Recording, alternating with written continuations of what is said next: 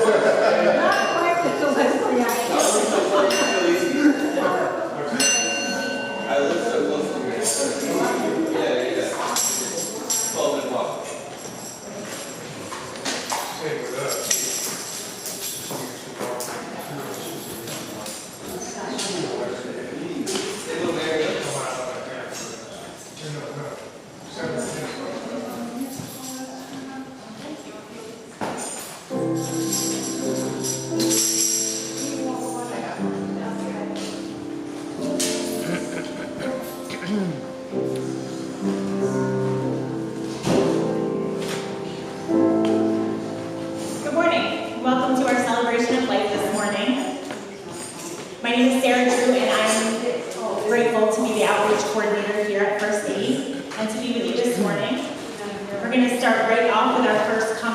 Song, which is Come and Go With Me, which is in the song addendum in the binder, and those are in alphabetical order.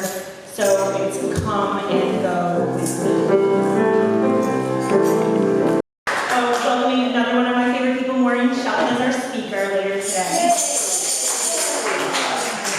We are a spiritual community philosophically based on existentialist and feminist principles dedicated to human liberation. We make our spiritual home here in the old stone church, which was hand-built over 100 years ago by the African-American Antioch East Baptist Church. We acknowledge that racial hostility drove those African-Americans from the area, and we honor them and the powerful history of this place. We also acknowledge that in the 1800s, the Muskogee Creek people were driven from this land, and we support justice for all Indigenous people. I have the job of coming up with some opening words to set the scene for our time together today, and luckily one sort of fell in my lap. I really love rhubarb. Does anybody else love rhubarb? It's not a very southern thing. It's like, it needs real cold to grow well, and so it's not as comfortable in the south. And Carol prefers it with strawberries. It needs a lot of sugar, which the strawberries help with, because before it's cooked, it's like this, like, stringy, like, impossible to bite, bitter thing. But when you put a lot of sugar, maybe some strawberries, maybe some pie crust, and you bake it, it turns into this, like, heavenly, in my opinion, hot pink, beautiful thing. And I came across this quote that caught my eye because it involves rhubarb, and it says, "There's a method to growing rhubarb called forcing, where it is raised in total darkness and tended to in brief intervals of candlelight. The plant thrives only because it's looking for an absent sun and extends so fast you can hear the growing pains. Forcing can weaken the crop, but if done correctly, can yield a sweeter, more desirable result. Not everything needs to be an allegory, and all the same, I'm aware that there are things that have happened in my formative years that I have no words to describe, and that only God's eyes have seen." When I was thinking about adversity and what fruits might come from adversity, I thought that rhubarb is really a pinnacle of that. I'd like to call for community announcements. If you have any community announcements and have not brought them to me already, you can take a minute to get some paper and pen at the back table there and bring them up to me in the next few minutes, preferably.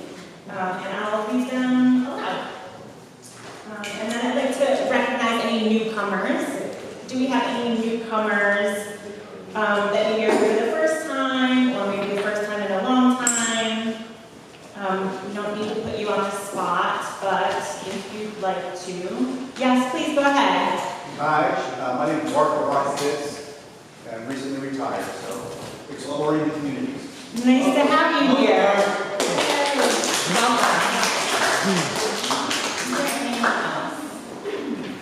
There is, Mark and anyone who needs to know, a connection card in the program here that you could fill out and put into the collection link, and then we can stay further connected by email, and you can let us know what you're interested in.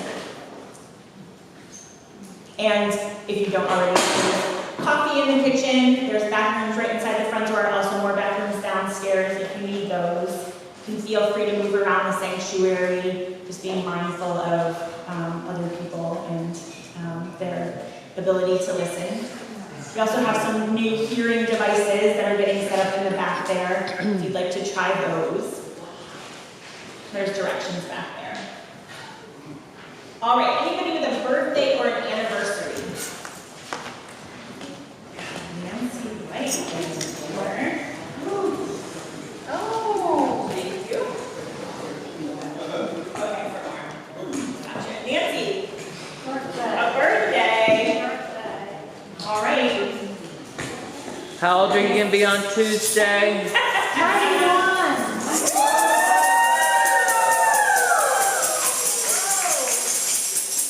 All right, we're going to say happy birthday to Nancy. La la la la la la. Happy birthday to you. Happy birthday to you. Happy birthday, dear mother. Happy birthday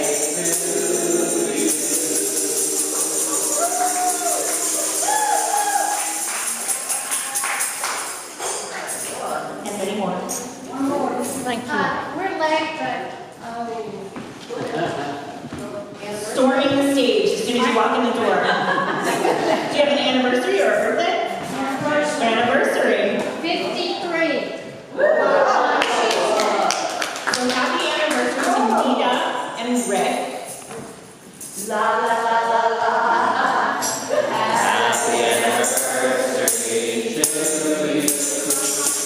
Happy anniversary to you. Happy anniversary, dear Happy anniversary to you.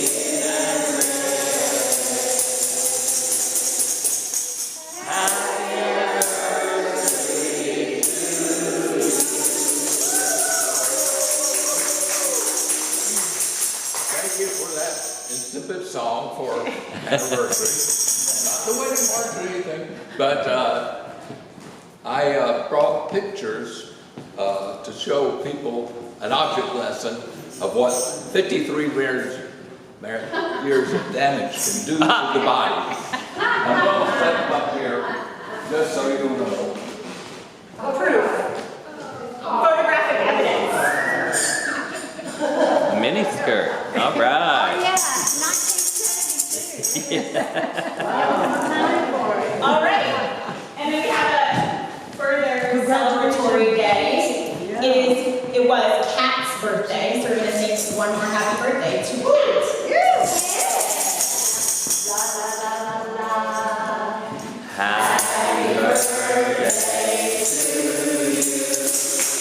Happy birthday to you. Happy birthday, dear Happy birthday to you.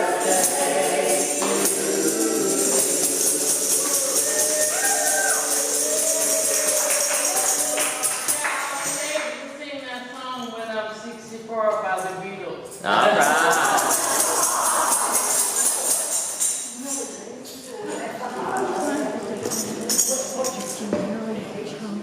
All right, and we're nice and warmed up for our second congregational song. Okay, so this one is a song that Pat wanted me to learn, and I've adapted it. So it's the one, be the change that you want in the world. Be the change that you want in the world. Be the change that you want in the world. Be it, see it, bring it, sing it, and if you'll notice, it's BS. Be the change that you want in the world. Okay, and then so stand up, okay? And there's real obvious harmonies. There's some of you all in this, and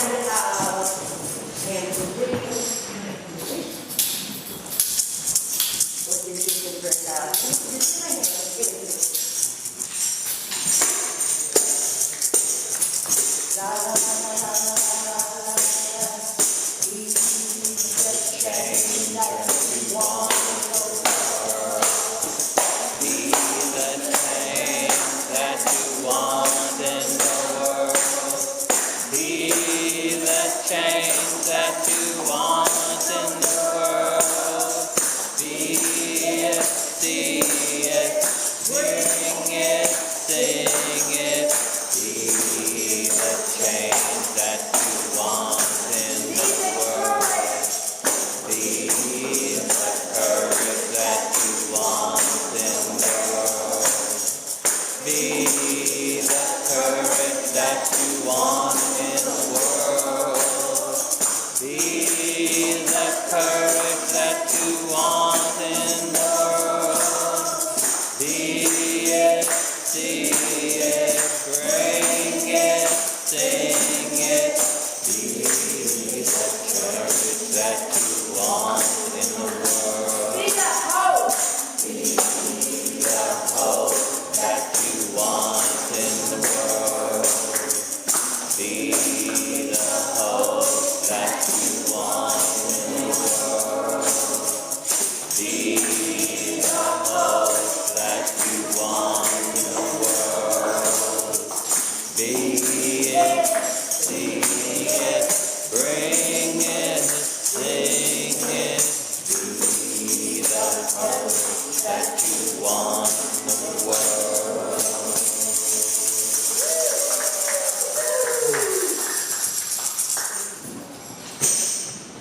Thank you. Now I'll invite Marsha Richner, Reverend Marsha Richner, for our minister moment. If you'd like to say anything, Marsha.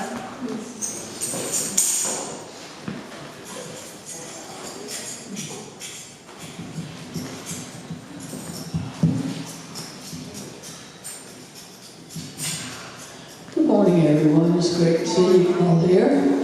So, we had a really good discussion yesterday afternoon about existentialism and activism. I hope I see some of the folks that were able to attend. We've got one more coming up, that will be in September. So I hope that y'all will check that out. Keep your eye on the e-blast, and it has all the information that you need. In the meantime, just want to remind you that I know a lot of us are, in whatever way, having difficulties struggling with what's going on in the world, and that we're doing a whole lot in whatever way that we can to try to counterbalance that, to not give up, to do the things that we can do to try to resist. But I want to remind you too, at the same time that you are doing all that you can in that regard, that you also need to take care of yourself. That it's, everything that I've been reading talks about, how people are getting worn out. And that it's so important that, as we expend a lot of energy trying to do the things in resisting the change in our democracy, that we also at the same time take care of ourselves, that we try to eat well, that we get enough sleep. Get enough sleep. That's one of the things that I think is one of the real common things, is that people aren't getting enough sleep. And to do some type of activity to keep your body moving. So to do the things that take care of yourself, to keep yourself healthy, so that you can stay the fight. For it's a long fight. We've got a long way to go. So you got to take care of yourself in the meantime. That's it. Thank you, Marsha.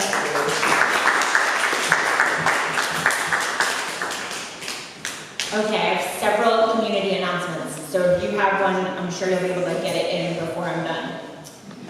First, today is the third Sunday of the month, and therefore it is the Eat and Greet following celebration of life today. There's gluten-free cake for birthdays that we've celebrated, including Linda Bell, Clint McGuire, Bill Reed, Ted Pettis, Nancy White, Alex, Carol Sanford, and more. And we would love your help to set up the tables and chairs immediately following COL, and then of course to stay and meet and greet and fellowship. Go ahead, Mary. Yeah, I meant to say that that cake, some people here, the cake is gluten-free. So, She Yeah. said that. thank you. Gluten-free, double gluten-free. I hope it's tasty. I'm sure it is. All right, and another announcement. Reminder, there will be a special meeting of the congregation next Sunday, August 24th, after the COL, to vote on a proposed amendment to the first existentialist bylaws. The amendment provides a special process to ordain candidates who have previously qualified for ordination through the Unitarian Universalist Association. Pledging members of the congregation will be eligible to vote, so pledging members, please attend the meeting after next Sunday's service to vote on the amendment. And then thirdly, there's these flyers with a lot of information on the table where the hearing devices are. And basically it is an announcement for a set of a workshop that has several meeting dates in September and October. And it's about mindfulness practices, nutrition, movement, exercise, sleep, and stress response. And it's being put together by Shanti Price, who we've had several times here as playing the flute, and Dr. John Beasley, who is a functional medicine practitioner. So if you're interested in learning more about that, there's flyers back there. And then another thing that's on the clipboard back there is a sign up. We'd like to be able to participate in the Little 5 Points Halloween Parade this year, which is on October 19th. And so we're just wanting to gauge interest in that participation before we sign up. And so if you're interested and you're free on October 19th, if you could sign up on the clipboard back there, or you can tell me, or you can respond to one of the weekly emails, and I'll make sure that you get on that list. Yeah, it's looking good though. We have a few people, so a few more would be really helpful. Go ahead. What day of the week is it? October 19th? I think it's a Sunday. It is a It's a Sunday. Sunday. Yeah, and it's pretty much immediately following Celebration of Life, I think, usually, right? And both riding or walking options. Yes, you could ride in the float/cart, or you could walk. Yeah. All right, that is all of our announcements. And so we're going to move into our time of silence.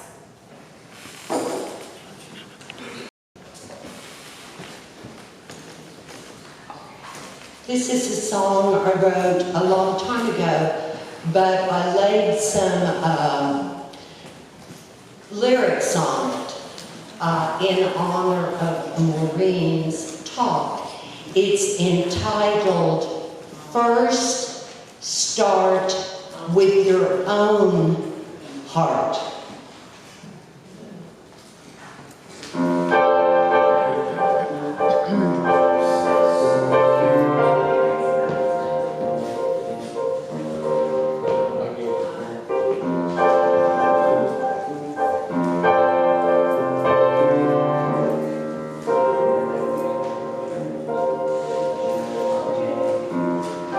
If you would seek empathy with another,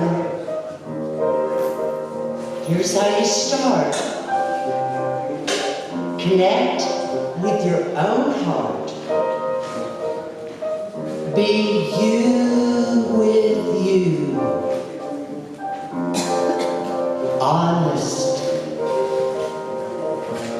True. Sometimes easier to say than to do. So let's practice. Okay now, taking a deep breath while I rhyme. And connect to your heart now. What do you find? Are you happy?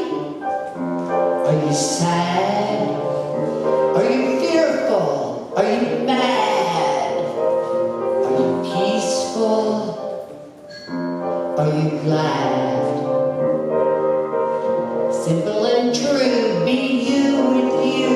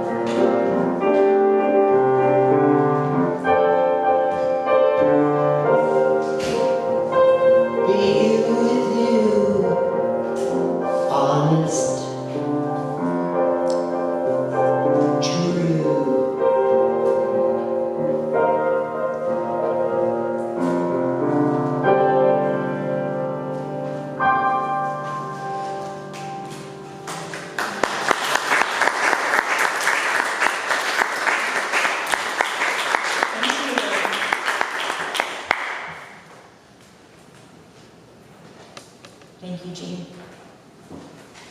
All right. Now it is my pleasure to introduce our speaker, Dr. Maureen Shelton, Reverend Maureen Shelton. I was like, that doesn't sound right. Who is the Director of Education at Emory Spiritual Health and their CPE program, which is Clinical Pastoral Education. She's also a CBCT instructor, cognitively based compassion training, and one of my colleagues this week called Maureen the Queen of Compassion. So we're really grateful to have her here. Her talk is called Adversity as Gateway to Empathy and Compassion. Please help me welcome Maureen Shelton.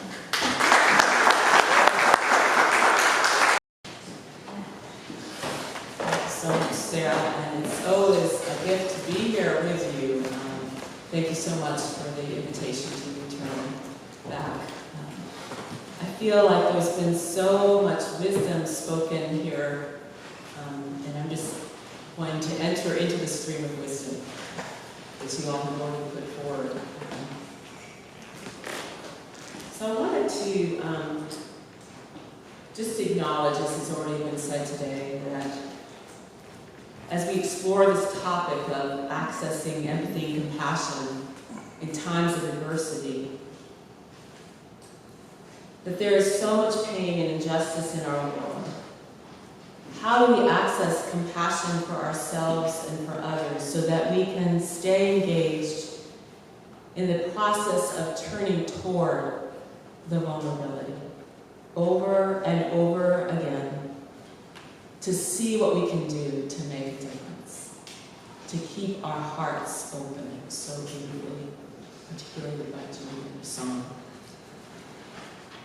So I wanted to read this poem, this prayer by Shantideva, who was an 8th century Indian philosopher, Buddhist monk, poet, and scholar. May I be a guard for those who need protection, a guide for those on the path, a boat, a raft, a bridge for those who wish to cross the flood. May I be a lamp in the darkness, a resting place for the weary, a healing medicine for all who are sick, a vase of plenty, a tree of miracles, and for the boundless multitudes of living beings, may I bring sustenance and awakening, enduring like the earth and sky, until all beings are freed from sorrow. Sounds beauty in those words. And it's such a prayer and aspiration that I hear so much echoed in your work here as a congregation and as individuals. And I wanted to explore what helps us to move forward towards that aspiration expressed in those words. Because this is, as you all know, an ongoing discipline as well as an ongoing journey of joy and meaning. And to contemplate this question of what helps to contribute to that, I wanted to share with you a reflection, excerpts of a reflection written by Dr. Sunita Puri, and this was found in the New York Times, March 7th, 2019 edition, her reflection. When she was writing this reflection, she was engaged in a year-long fellowship in hospice and palliative care. During this fellowship, she noticed that she was becoming burned out and encountered feelings of helplessness as she offered care to those of all ages who were in the dying process. When she acknowledged this emerging burnout, she gently began to set out to find a way to address these feelings of burnout. She didn't ignore them. She acknowledged them, and she ended up in this journey of finding a Buddhist temple that was nearby, where she found the monks engaged in the creation of a sand mandala.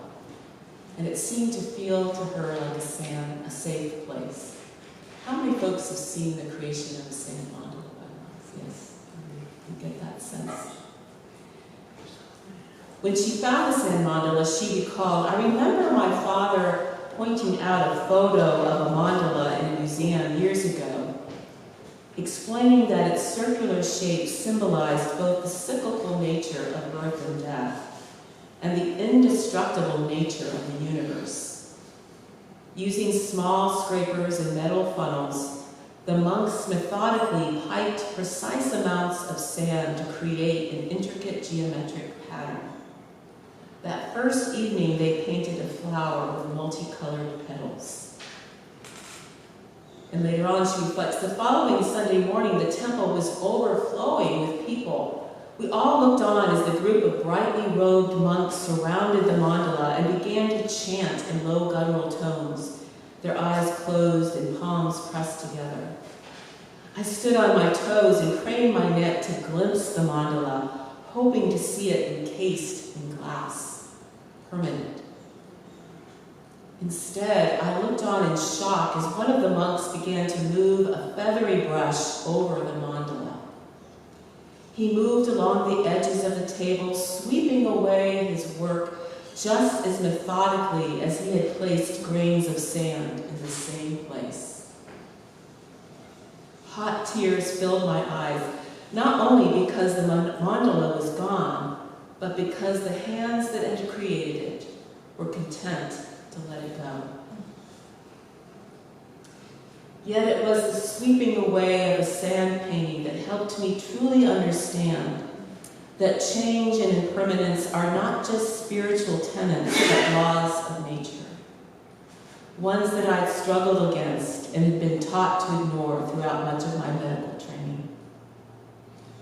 Accepting that life is finite wouldn't prevent me from drawing upon science to diagnose and treat disease, to use every tool available in medicine to alleviate suffering. But I wondered if it would make it easier for me to endure the inevitability of change and loss that both my patients and I would experience. Perhaps it could bring me solace to remember that just as my patients' lives are temporary, so is their suffering. And she reflected about how having that insight, for her going on that kind of pilgrimage to address her suffering, she got this broader perspective, this view that brought her relief. And as she took that in, she found that she could more readily just keep showing up and seeing what she could do in the midst of all the things she couldn't change. what could she change? And that capacity to be renewed in the midst of her distress helped her to continue to show up in meaningful ways. And in fact, she carried this bag of sand that was distributed after the sand to remind her of this insight that brought her new perspective and relief. Because unintentionally, she thought that she should be able to control things that she couldn't. And this insight gave her this relief of polishing her lens to see more clearly what she could do. In the midst of her adversity, she found new insight. I invite us to explore for a moment what were the conditions which led her to being able to cultivate this new insight, which helped her to cultivate compassion and empathy in the midst of adversity. Just to make this a little bit more visible, this exploration first requires acknowledging the challenge of what we are going through, allowing ourselves to feel heard by naming it for ourselves, like you all did this morning, and with others, to gain a sense of allowing whatever needs to be addressed to come forward. She acknowledged that she needed some help, acknowledged her grief, and then engaged in a pilgrimage of finding some relief.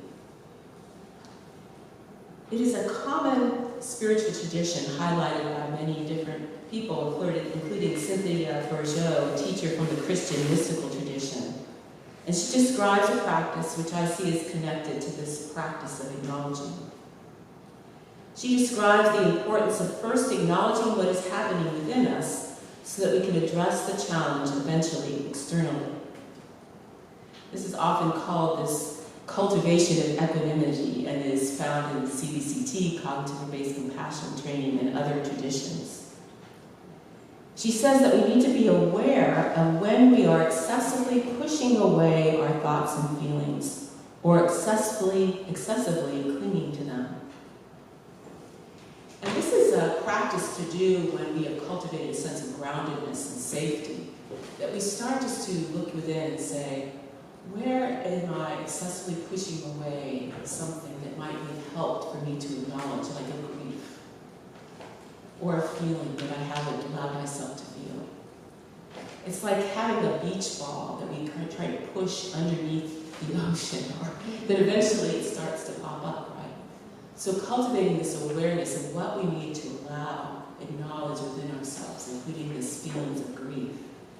And to also notice when we are excessively clinging to a thought or feeling or a perspective that might be keeping us from being in this flow of being with whatever it is. And I can see that paralleled some way in the doctor's story. These patterns of excessively pushing away or excessively clinging can lead us to be so engaged with these excessive habits of being in relationship to our inner world that we never get to listen to what is actually happening inside us. Dr. Curry did this. She acknowledged and perhaps interrupted her pattern of how she engaged with her inner world.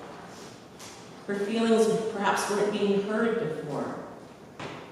Once she was aware that something needed to change, she decided to resource herself.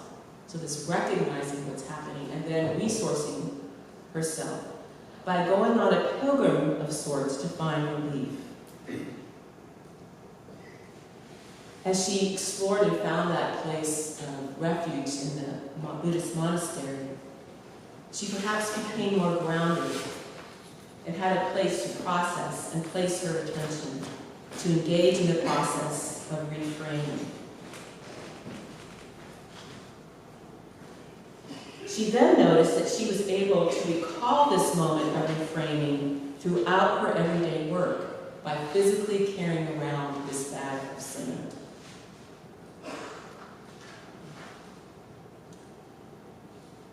This practice also helped her to also be more present with her patients, so that she could perhaps gain more of a resource from the connections she was building in the present moment, which were beneficial to her offering of care as well as to herself. And I find that such a gift when I have my own insight insight from a pilgrimage of acknowledging what I'm going through and finding some resources, that these new perspectives often help me to become more present in the moment, so that I can then benefit more from the connection of being with whatever is before me and whoever is before me, rather than becoming so excessively focused on my inner world, gaining that relief and focusing in the present more. I imagine that there are many times of reframing that we could share together as we harvest these times from our memories when we have made meaning in the past. Times where we were able to find meaning and a new way of seeing a situation which brought us relief and a renewed sense of purpose and motivation. Unearthing these unrealistic expectations, like the physician did, while having self-compassion for ourselves, can perhaps then lead to seeing the complexity of situations, while not letting the complexity demotivate us. Perhaps it can instead help us to see the complexity of the situation as revealing this network of connection that exists between all of us, because we have more inner space to look and see. And we can see how there's many different threads that are part of this connection. And that we can see, perhaps for this moment, we can just follow one thread of this connection and see what we can do to strengthen that. And part of this journey is to let go that we can see the outcome of our participation in that one thread in this network. As we are fueling our capacity to be of help in that one particular way that we see in the moment, we can make visible to ourselves that it can reverberate throughout this whole network of compassion in ways we won't see. But the knowledge that there is this reverberation can give us some relief and cultivate this sense of empathy and compassion for others. Because we are not fueling our helplessness, we're fueling our capacity to see what we can do to make a difference. I'm reminded of several stories about this. There was in the time of 9/11, during that tragedy, there was a cellist who was in an apartment nearby the site where it happened, where the tragedy happened. And the cellist was feeling overwhelmed and helpless. But as the cellist sat there, I imagined that maybe he thought about some times in the past that he was able to make meaning of challenge and see what he could do. And he said, well, something I can do is I have this cello here. And he just took his cello and he went outside where all the first responders were coming and going in the midst of the ash, in the midst of all the challenge, and just sat there with his cello and just played the most beautiful music he could think to play. And he didn't know how that would impact people. He just took that risk. He followed that one thread in the network. And he just trusted that somehow this might bring some relief, give some courage that could perhaps reverberate and help the people keep showing up. And in fact, sometimes people just stop for a moment and were able to express their gratitude. I always remember that example that cellist is like a bag of sand that I carry with me. I'm also reminded of one of my mentors, Bobby Patterson, who was, when I was an undergrad at Emory, was the university chaplain and then became a doctor in the School of Religion. And she's written this amazing book about building resilience. And building resilience through contemplative practice. And she says in that book that it is inevitable that as people who want to make a difference, that we are going to have times of burnout. And the more we can cultivate that perspective ahead of time, the less we will take it in, and it will not be as likely to be a cause of blocking our empathy and compassion. But it'll help fuel our empathy and compassion for ourselves. That this is part of the process of showing up. That we inevitably have those times of feeling helpless. And that we can remind each other as a community when So her capacity she offered this cognitively based compassion training at Grady for 7 years in the psychiatric unit. And she found that as she adopted this, that time and time again, she wasn't sure if it was going to work, but she kept attuning to the people she was with. And she found ways to adapt it in a way that tried to help these folks find new meaning in their life.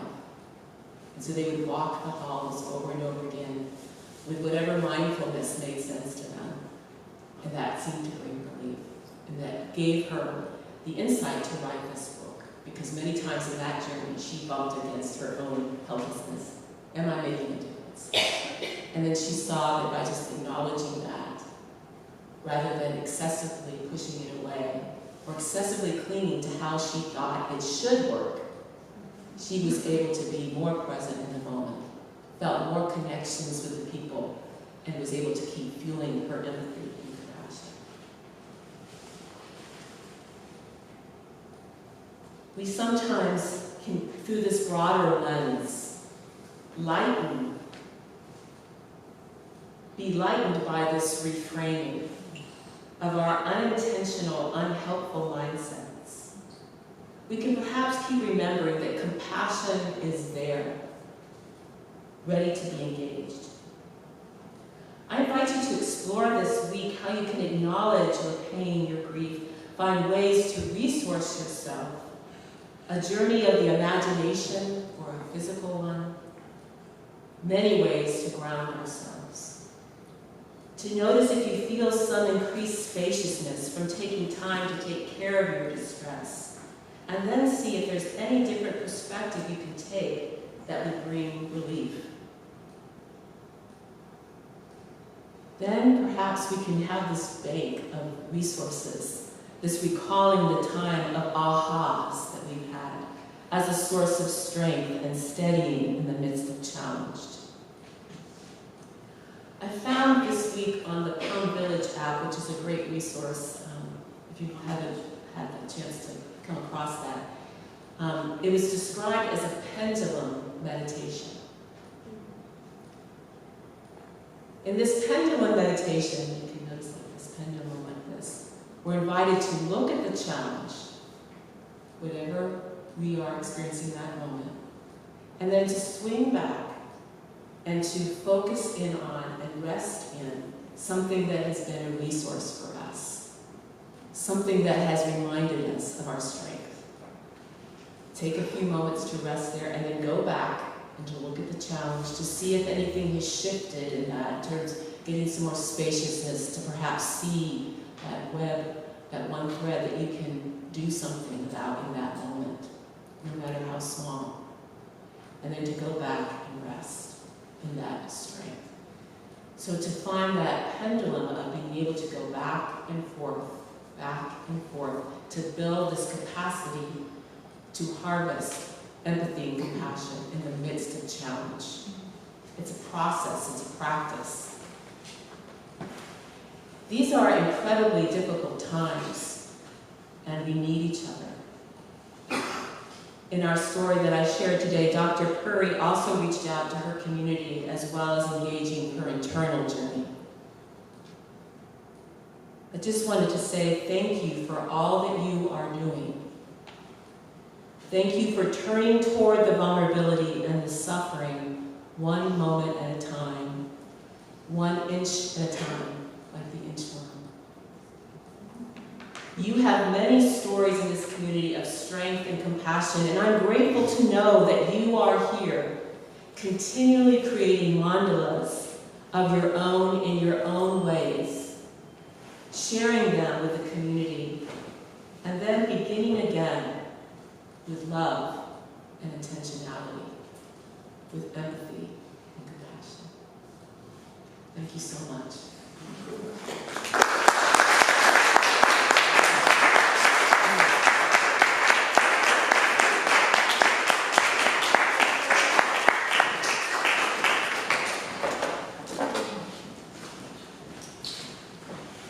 Thank you, Maureen. That was beautiful.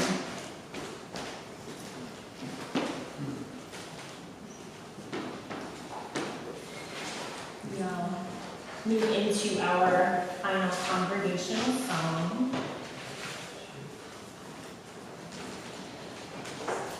This song was a special request.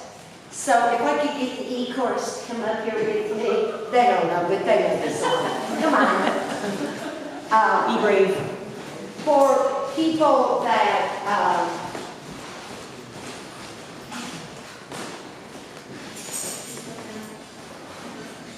excuse me, in the morning. For people, the name of this song is One Day Yahoo, and it is a Cherokee Indian Native American song, and it is a song of gratitude. And in these hard times, it's important to cultivate gratitude.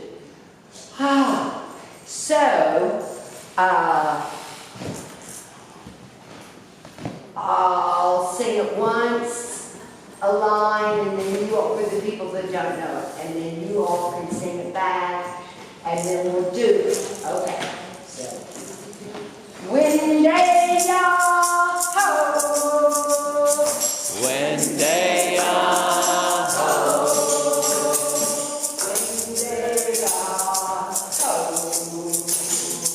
when they ho, when they are when they when they are when they are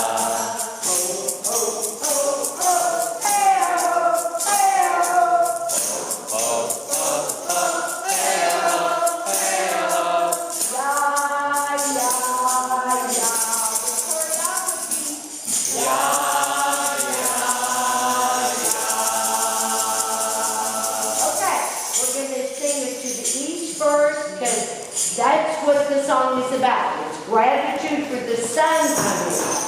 So we'll sing it to the east, and then we'll go south, and then we'll go west, and then we'll go north. Okay, now this moves you all back to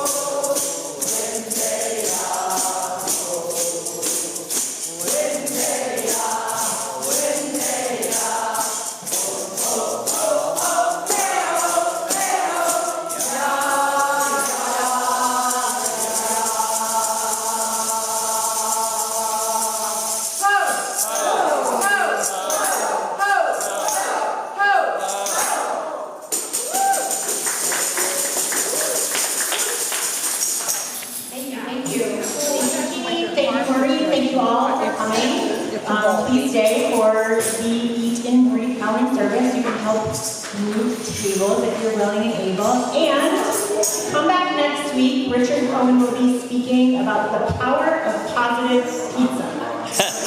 And our musician will be Craig Bruce. Thank you all so much.